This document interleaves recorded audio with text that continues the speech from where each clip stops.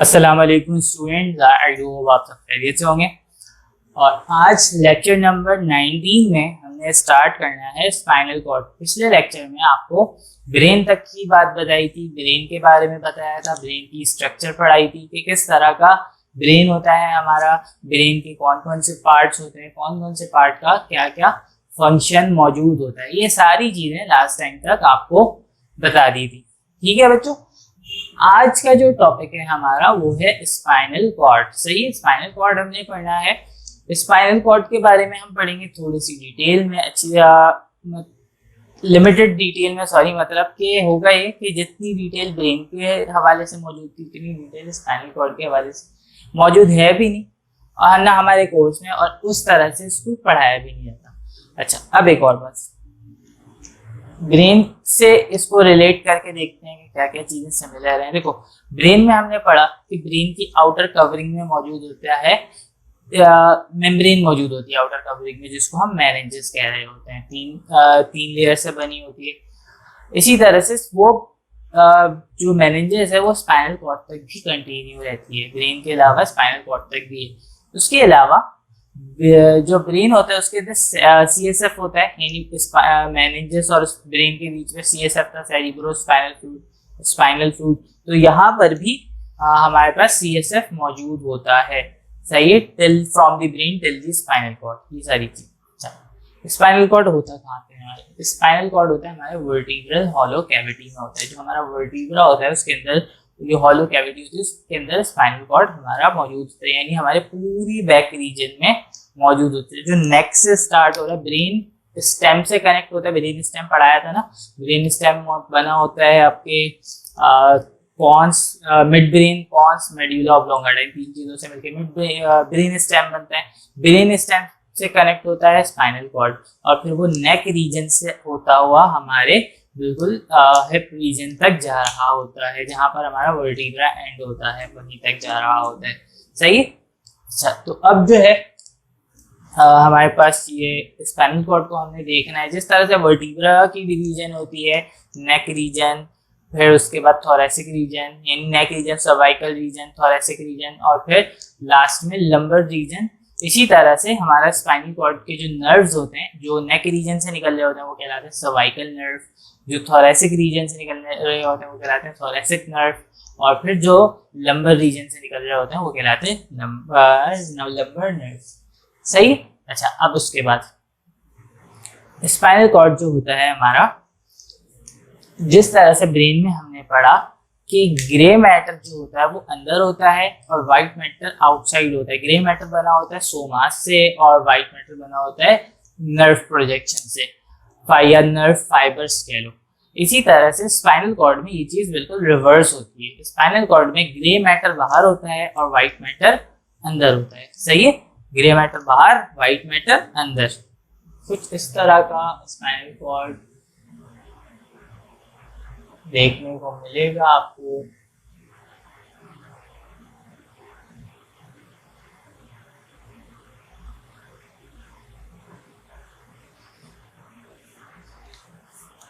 सही है। अच्छा, अगर हम उसको ऊपर से यूं काट के देखें तो हमें जो TS सेक्शन है वो इस तरह से दिख रहा है। दिस वन इज द, ये जो बाहर का हिस्सा दिखा है, this one is the grey matter, और ये अंदर का जो हिस्सा है ये व्हाइट मैटर है। सही है, जो नर्व एंडिंग से बना है। अच्छा, अब एक और बात, ये तो हमने ऊपर से दिखा, इस तरह से पूरे वर्टिब्रा में ये प्रेजेंट होता है।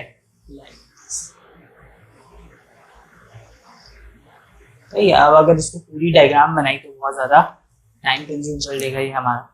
अच्छा, अब दोनों साइड पे, यानी इसकी बैक साइड पे और फ्रंट साइड पे नर्व्स अटैच होते हैं, नर्व बंडल अटैच होते हैं। जो बैक साइड पे अटैच है वो कहलाते हैं डोर्सल रूट, और जो हमारे वेंट्रल फ्रंट साइड से अटैच है वो कहलाते हैं वेंट्रल रूट। सही है, ना सिर्फ यहाँ पे बल्कि हर जगह से ये अटैच होते हैं। अच्छा, जो वेंट्रल रूट होता है स्पाइनल कॉर्ड का वो लेकर आता है सेंसरी न्यूरॉन्स। सही है, जो वेंट्रल रूट है स्पाइनल कॉर्ड का वो क्या कंडक्ट करता है, वो कंडक्ट करता है सेंसरी न्यूरॉन को। यानी फॉर एग्जांपल अगर this one is the ventral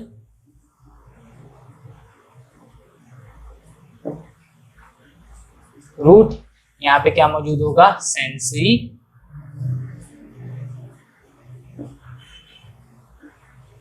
neuron, and this one is the dorsal root,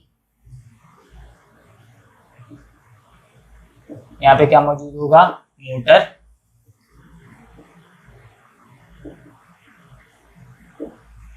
neuron. सही है। तो ये कुछ जो है हमारी स्ट्रक्चर इस तरह से बन जाएगी। लाइक अगर फॉर एग्जांपल यहाँ पे हमारा रिसेप्टर मौजूद है लाइक दिस,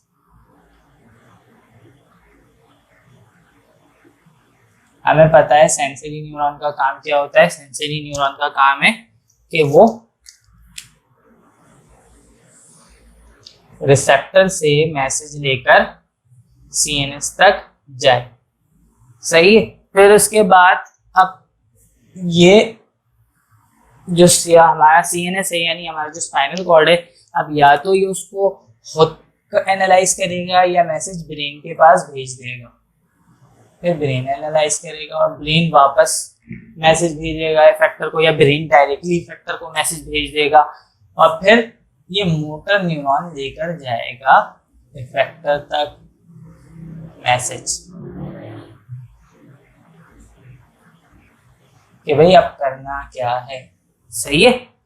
तो इस तरह से कंडक्शन हो रही होती है, ये पाथवे होता है हमारा। सही। अब इनर्वेशन सबकी अलग होती है। इनर्वेशन बहुत ज़्यादा इंपॉर्टेंट पॉइंट ऑफ व्यू है, आगे जाके भी आप लोग इसको बहुत ज़्यादा डिटेल में पढ़ोगे अपने प्रोफेशनल फील्ड्स में।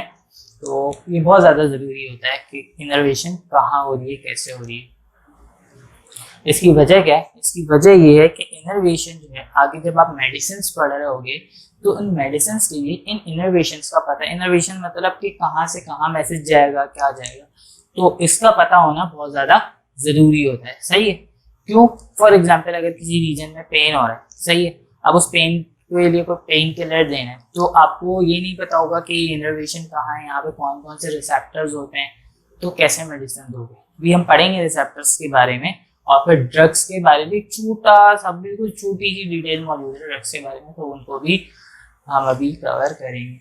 तो ये हो गई हमारा, ये हो गया हमारा spinal cord. Spinal cord control क्या करते हैं? स्पाइनल कॉर्ड जितनी रिफ्लेक्स एक्टिविटी होती है उनको कंट्रोल कर रहा होता है, क्योंकि ये थिंकिंग नहीं कर सकता, ये इंटेलिजेंस रिस्पॉन्स नहीं दे सकता, ये वही रिस्पॉन्स देगा जो फिक्स्ड हो।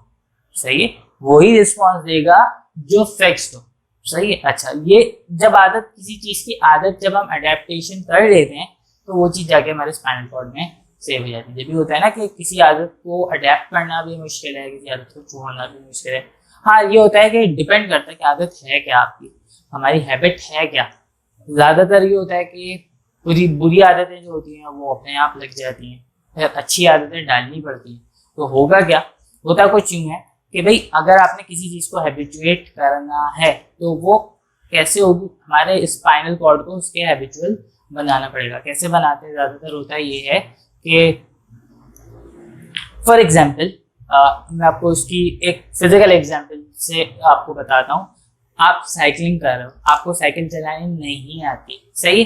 जब आपको साइकिल चलानी नहीं आती, आप साइकिल की प्रैक्टिस करते हो, जब आप बैठोगे तो गिरोगे भी, आपका बैलेंस नहीं बनेगा। उस वक्त आपका ब्रेन वर्क कर रहा होता है कि भाई करना कैसे, इसके हैंडल को कैसे कंट्रोल करना है, पेडल कितना मारना है, कितनी देर मारनी है, कितनी तेजी से मारना है, क्या करना है, कैसे करना है, ये सारी चीज़ें ब्रेन कंट्रोल कर रहा होता है। लेकिन आहिस्ता आहिस्ता जब आपको आदत हो जाती है, वो समझ में आ जाती है वो बात, तब आप क्या करते हो, अब आप उसके लिए ब्रेन को डिस्टर्ब नहीं करते। मतलब अब ब्रेन उसको सोचने में वक्त ज़ाया नहीं करता, बल्कि स्पाइनल कॉर्ड में वो एक्टिविटी ऑटोमेटिकली स्टोर हो चुकी है। अब आप साइकिल पे बैठोगे, अगर आपको आ गई चलानी तो सोचोगे नहीं, सीधा चलाने शुरू कर दोगे। आपको पता है कि कितनी स्पीड, हमारी बॉडी खुद ब खुद उसके हिसाब से रिस्पॉन्ड कर रही होती है। ये जो रिस्पॉन्डिंग है, ये क्यों है? ये है हमारे स्पाइनल कॉर्ड की सेव एक्टिविटी की वजह से। समझ में आ रही है? मतलब बहुत सी चीज़ें होती हैं जो हमारे स्पाइनल कॉर्ड में सेव होता है। चलना सीख रहे होते हैं, जब एक बच्चा चलना सीख रहा होता है तो वो गिरता है, संभलता है, उठता है, कुछ भी करता है, लेकिन फिर जब वो सीख जाता है तो क्या होता है, जब वो सीख वो किसी चीज़ को सीख गया तो उसके बाद अब उसके लिए ये चीज़ें मुश्किल नहीं रहती। तो इस तरह की एक्टिविटी जो है ना वो हमारा स्पाइनल कॉर्ड कंट्रोल कर रहा होता है। ये तो बात कर ली बच्चों हमने स्पाइनल कॉर्ड से रिलेटेड। अब हम बात करने वाले हैं पीएनएस से रिलेटेड, पेरिफेरल नर्वस सिस्टम से रिलेटेड। पहले भी मैंने बनाकर दिखाया कि जैसे कि जस्ट लाइक दैट कि अगर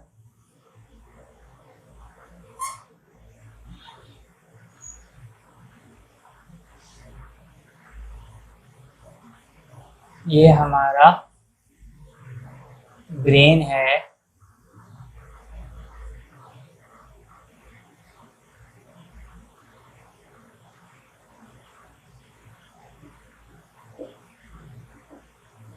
सही है, और फिर उसके बाद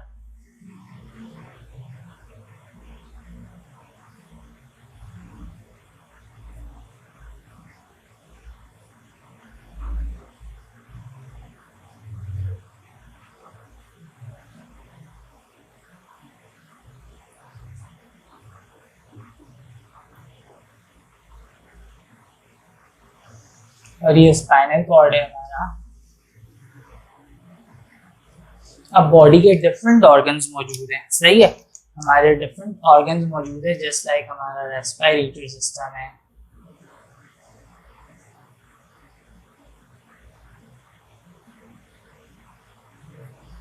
कोई सा भी सिस्टम है, रेस्पिरेटरी सिस्टम है,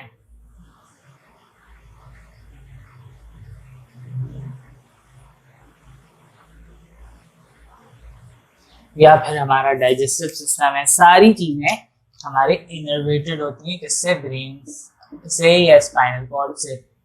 तो अब बात ये आती है कि भाई कौन सा पार्ट है, या फिर कोई ना कोई चीज तो एक कनेक्शन बना रही होगी। तो ये जो कनेक्शन होती है ये होता है, ये हमारा नर्व सेल्स बना रहे होते हैं, सॉरी नर्व इम्पल्स कह रही है, नर्व सेल्स बना रहे होते हैं, सही। तो इन नर्व सेल से भी, इन नर्व फाइबर से भी एक सिस्टम बन जाता है जिसको हम कहते हैं पीएनएस। हम इसको क्या कहते हैं, पीएनएस यानी पेरिफेरल नर्व सिस्टम, सही है। हम कह रहे होते हैं उसको पेरिफेरल नर्व सिस्टम। अच्छा, अब एक और बात, ये जो पेरिफेरल नर्व सिस्टम होता है ताकि ये ब्रेन का, हमारे सीएनएस का, इस हमारे ब्रेन का, हमारे स्पाइनल कॉर्ड का कनेक्शन पूरी बॉडी के साथ बना सके, पूरी बॉडी को कनेक्ट कर सके, सही है। तो देयर आर 12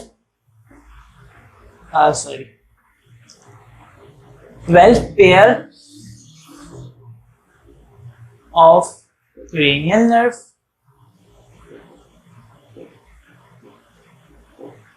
सही है। हमारे ब्रेन से 12 पेयर्स यानी 12 pairs of cranial nerve, brain के नर्व को क्रेनियल नर्व कहते होते हैं, ब्रेन से जो नर्व निकल रहे होते हैं उनको क्रेनियल नर्व कह रहे होते हैं। 12 पेयर्स ब्रेन से अराइज हो रहे होते हैं। इसी तरह से 31 पेयर्स जो है वो हमारे स्पाइनल कॉर्ड से अराइज हो रहे होते हैं, जिनको हम कहते हैं स्पाइनल नर्व, सही है। पेयर की फॉर्म में क्यों है, क्योंकि बॉडी हमारी जो है बायलैटरल सिमेट्रिकल है, जैसी राइट साइड है वैसा लेफ्ट साइड है, सही है। तो बेसिकली इन दोनों को ही इनर्वेट करना होता है। अच्छा, ये हमारा पीएनएस होता है। अब दो तरह से सिस्टम बनते हैं यहाँ पे। एक वो पीएनएस का पार्ट है जो हमारी अपनी विल पर है, हमारे स्केलेटल मसल्स। तो जब उनको कंट्रोल कर रहा होता है वो पार्ट जो हमारे स्केलेटल मसल्स को कंट्रोल कर रहा होता है, ये कहलाता है हमारा सोमैटिक नर्व सिस्टम, सही है। क्या कहलाता है, सोमैटिक नर्व सिस्टम। अब ये वो पार्ट है जो हमारी अपनी विल पे होता है, यानी वॉलेंटरी एक्शन होता है, हम खुद से कंट्रोल करते हैं। भाई मैं अपने हाथ को हिलाना चाहूँ, उठाना चाहूँ, गिराना चाहूँ, कुछ भी करना चाहूँ, मैं उठ के बैठूँ, लेट जाऊँ, खड़े हो जाऊँ, जैसे भी मेरा एक्शन होता है वो मेरी अपनी विल पे होता है, ऐसा ही है ना।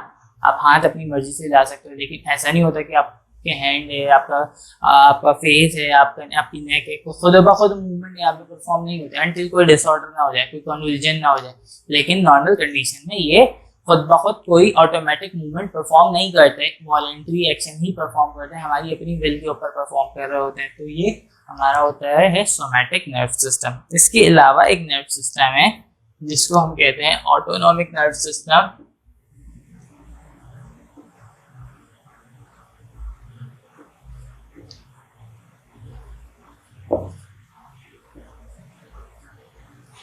ऑटोनॉमिक नर्व सिस्टम में क्या होता है? ऑटोनॉमिक नर्व सिस्टम में एएनएस जो हमारी विल पे नहीं होता, हम अपनी मर्जी से इसको कंट्रोल नहीं कर सकते। क्यों नहीं कर सकते भाई? ये वो ऑर्गन्स हैं, जो इंटरनल ऑर्गन्स हैं, जो कि ऑटोमेटिकली हमारा स्पाइनल कॉर्ड और ब्रेन कंट्रोल कर रहा होता है। ये हमारी अपनी विल पे, हमारी अपनी मर्जी पे नहीं चल रहा होता। अगर चल रहा होता तो हमारे लिए और काम बढ़ जाते हैं। क्यों? क्योंकि हार्ट को भी कंट्रोल करना हम अपनी मर्जी से रह रहे होते हैं।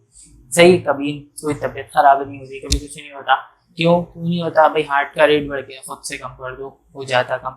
लेकिन ऐसा ये तो बिल्कुल एक ख्याली बात है, ऐसा नहीं होता। हमारी बॉडी के सारे इंटरनल ऑर्गन को हमारा ब्रेन कंट्रोल कर रहा होता है, उस पर हमारी अपनी मदाखलत नहीं होती, हम अपनी विल पे वो काम नहीं करवा सकते। तो वो कहलाता है autonomic nervous system. There are two type of autonomic nervous system, one is called sympathetic nervous system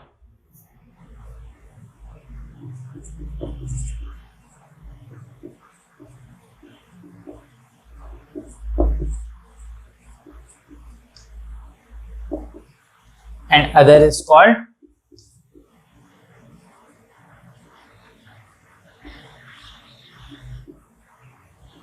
parasympathetic. Sympathetic nervous system और पैरासिम्पैथेटिक का मतलब ये है कि हमारी बॉडी के दो स्टेट्स होते हैं। सही है, दो स्टेट होते हैं।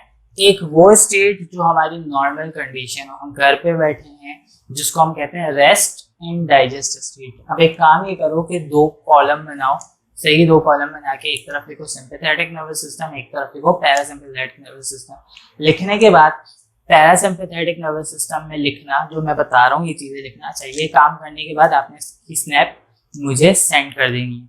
सही है, और कर देना, क्योंकि बहुत से स्टूडेंट सेंड नहीं करते। एक दो स्टूडेंट्स ही ऐसे हैं जो कि रिस्पॉन्ड कर रहे होते हैं, बाकी के नहीं कर रहे होते हैं। सही है, वाह अभी क्वांटिटी कम है, लेकिन बाकी अभी और भी जितने भी स्टूडेंट चाहे वो किसी भी कैंपस के हो, वो इतना ज़्यादा रिस्पॉन्ड नहीं कर रहे होता। आई डोंट नो क्यों तुम लोग सेकेंड ईयर में आके इतने ज़्यादा रिस्पॉन्सिबल क्यों हो गए हो। हालांकि फर्स्ट ईयर के तमाम बच्चे अच्छी तरह से जो उनको कहा जाता है वो काम कर रहे होते हैं। मैं ये बात बहुत बार बोल चुका हूँ, लेकिन फिर भी तुम लोगों पे असर नहीं होता। अच्छा, एनीवेज काम ये करना है कि दो एक लाइन की थी, बीच में एक तरफ लिखा पैरासिम्पैथेटिक, दूसरी साइड लिखा सिंपैथेटिक। पैरासिम्पैथेटिक में क्या लिखना है? ये होता है रेस्ट एंड, ये एक्टिव कब होता है? Rest and digest condition. हम आराम से बैठे हैं, हम सुकून में, ये कंडीशन क्या कहलाती है? Rest and digest condition. Sympathetic होता है फाइट और फ्लाइट रिस्पॉन्स में। सही, जब भागना हो किसी चीज से, खौफ हो, जस्ट लाइक दैट। मैं आपको कंडीशन बताता हूँ कि आप कहीं से जा रहे हो, रास्ते में अगर आपको किसी जानवर ने, किसी कुत्ते ने दौड़ा दिया, तो उस वक्त क्या होगा? उस वक्त आप बस भागने की सोचोगे, अपनी जान बचानी है। सही है, तो उस वक्त जो कंडीशन होगी, अगर कोई इमरजेंसी होती है तो हमारी क्या कंडीशन? हार्ट बीट तेज हो गया, सांस फूलने लग जाती है। सही है, तो ये सारी चीजें सिंपैथेटिक कंट्रोल कर रहा होता है। तो बेसिकली पैरासिम्पैथेटिक क्या करता है? पैरासिम्पैथेटिक हार्ट रेट को डाउन रखता है, हार्ट रेट को कम करता है, ब्लड प्रेशर को कम करता है। सही, ब्लड प्रेशर को कम कर रहा है।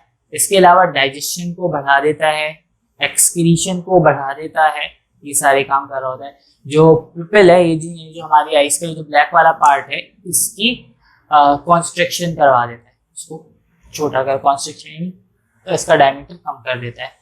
पैरासिम्पैथेटिक नर्वस सिस्टम में, पैरासिम्पैथेटिक नर्व सिस्टम में जो हमारा न्यूरोट्रांसमीटर होता है वो होता है एसिटाइल कोलिन। एसिटाइल कोलिन, सही है। और जबकि सिंपैथेटिक नर्वस सिस्टम में जो हमारा न्यूरोट्रांसमीटर होता है वो होता है एड्रीनलिन या नॉर एड्रीनलिन। सही, एड्रीनलिन या नॉर एड्रीनलिन एक ही बात है, मेरे लिए।